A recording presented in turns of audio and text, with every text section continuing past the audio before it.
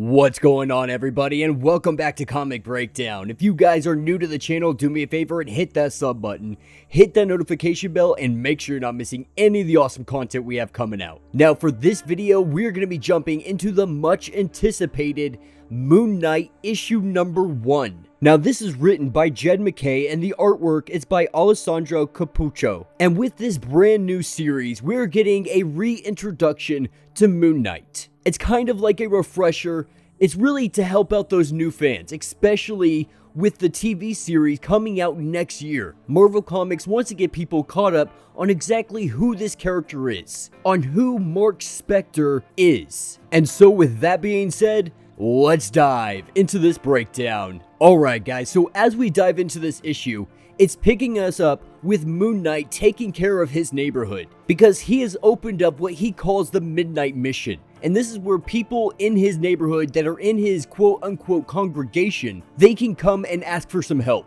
And the biggest issue that the community is having currently is vampires. They've been kidnapping people in the middle of the night, turning them, and then sending these new vampires out to infect new individuals. And as this is in progress, this is when Moon Knight steps in. Moon Knight gliding down, heading directly into the windshield of this vehicle, causing it to flip, and all of the vampires come piling out. And Moon Knight tells them that he warned them, that he paints this symbol all over his territory.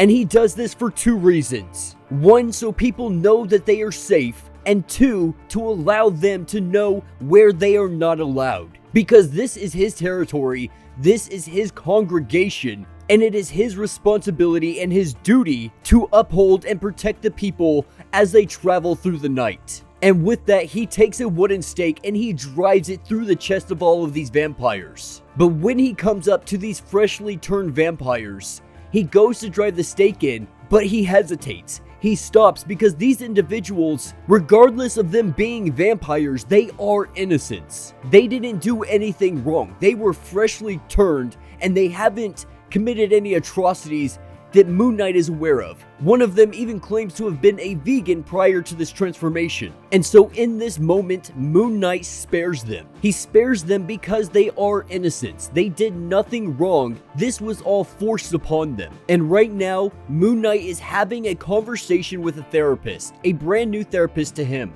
And he is explaining all of this to this new therapist because the therapist is really trying to find out who Moon Knight is, who Marc Spector is, trying to dig down and really have a grasp and an understanding so she can help try to treat him. And of course, this is all by the request of the Avengers. And as their conversation continues on, they talk more about his duty, about this mission, this church that he started. And of this church, he is the high priest of Khonshu, and he became the high priestess back when he was a mercenary. Because Marc Spector, he was once a US Marine. He eventually made his way into the CIA, and then he started working in the private sector. But the truth of the matter, at the end of the day, once he got deep into that private sector, he really became a bad guy. He became the bad man doing bad things in places nobody has ever heard of. And he did all of this strictly for money. But one day he grew a conscience. And in growing this conscience, he ended up turning on all of his mercenary buddies. He made a stand and he went against them. And in doing this, this caused his death. And with his body lying dead at the foot of the Egyptian god of the moon, with him lying dead, with his body lying bloody, the god brought him back to life. Moon Knight was given back his life in exchange for being the fist of the god, being the fist of Khonshu. Now at this point, this is when a regular therapist would really start questioning and being skeptical of all of this, brushing it off as nothing more than a mental health issue. But because this comes from the Avengers, she understands that this situation, it could be quite unique and it could be quite different. And so really she's just analyzing him. She's trying to figure out exactly what makes him tick, what drives him, what compels him to continuously work for this god, especially a god that is currently imprisoned, and we'll get more into that here in a little bit. But there is one thing that the therapist would like to know, and that one thing is, can Moon Knight die? And as it stands, he doesn't even know, because by all accounts, he has technically died twice, and each time he has come back.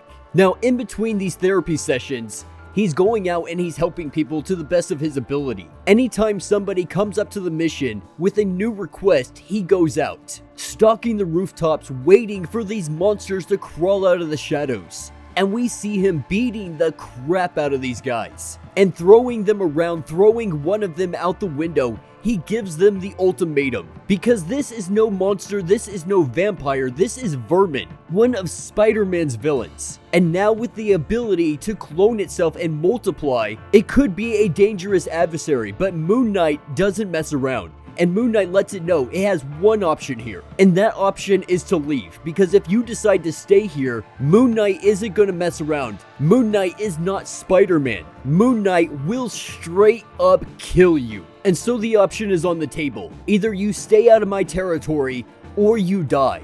Plain and simple, no questions about it. And this is where we pick back up with our therapy session. And right now, they want to talk about the god that he serves, the duty that he feels like he needs to continue. Now, Moon Knight is not in any kind of illusion state. Moon Knight completely understands that Khonshu is not a worthy god, not worthy of the worship or anybody's for that matter. Moon Knight knows that Khonshu tried to take over the world, and as he sits in that prison in Asgard right now, even if that god is unworthy, Moon Knight still feels like he has a duty as the fist, as Khonshu's fist, as a high priestess. Whether he likes it or not, he's entangled with this estranged god, and he has taken on that god's duty as his own. He really feels like it's a debt that is being paid. Because the god brought him back to life, he feels like he has to continue on this god's work, the duty that this god wants done, and that is protecting the people, to being the pathfinder, to being the defender of the night. So in the most simplistic way to put it, he is a man who is currently at strains with his god.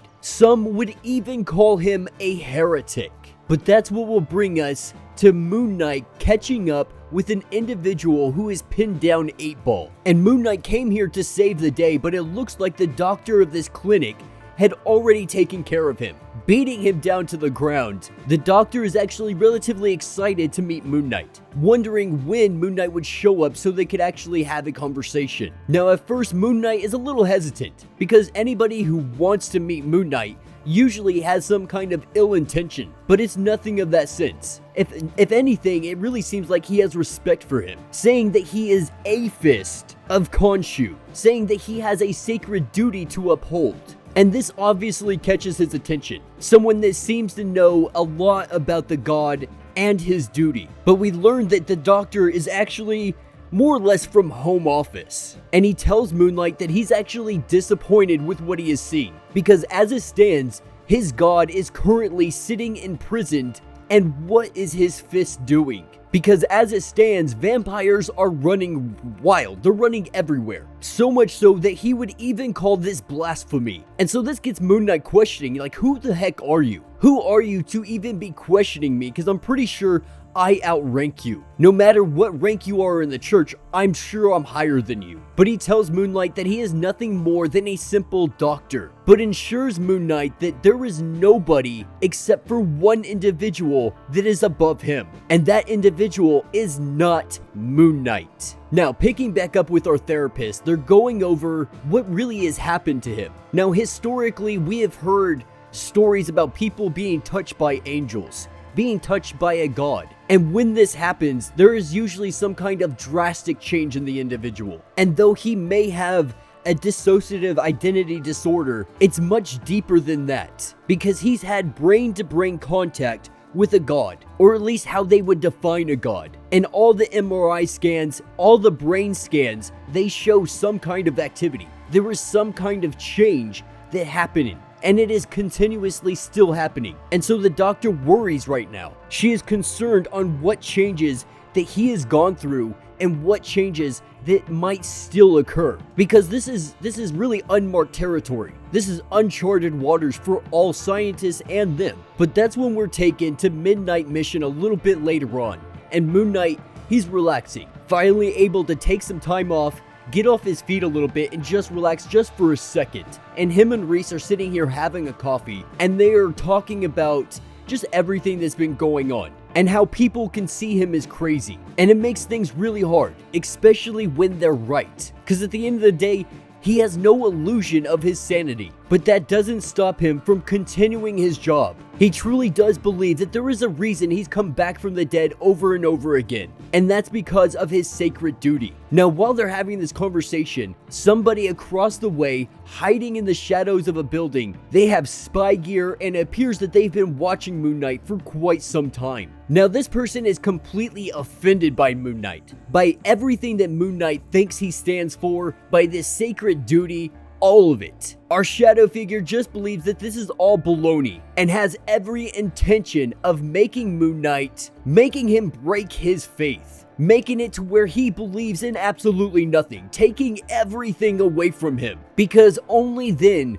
will we truly see who Moon Knight is. But that's when we pick up with our doctor, and with him making his way home, he goes to a statue of the god, and he starts praying, saying that he has remained faithful, and though the left fist has been failing, even though he has strayed from his purpose, Khonshu's right fist is going to make the corrections, is going to correct Moon Knight and put him back on the right track.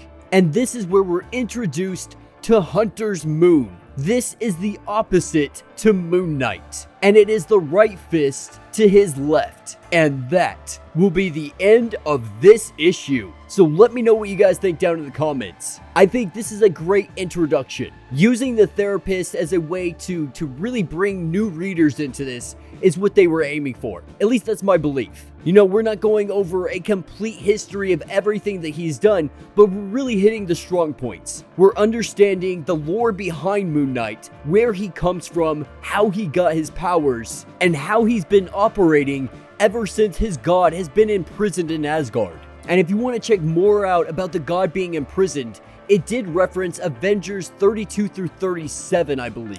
And so my personal opinion is it has a lot of potential. The writing alone is really good. It's really unique, and they found a great way to be able to really make this character pop. And I think they picked the perfect artist to really bring out who Moon Knight is. You know, with pages full of color, this simple black and white, it looks absolutely amazing. But yeah, let me know what you guys think down in the comments. If you have not yet, do me a favor, hit that sub button, hit that notification bell, make sure you're not missing any of the awesome content we have coming out, and until the next breakdown.